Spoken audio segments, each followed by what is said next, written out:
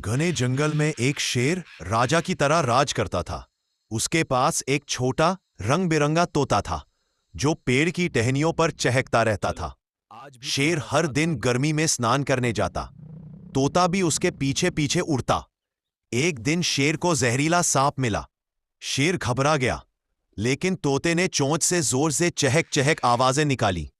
आवाज सुनकर जंगल के दूसरे जानवर आए और सांप भाग गया। शेर बोला, तुम छोटे हो पर साहसी हो। तोता बोला, सच दोस्ती तो बड़े दिल में होती है, बड़ा शरीर में नहीं।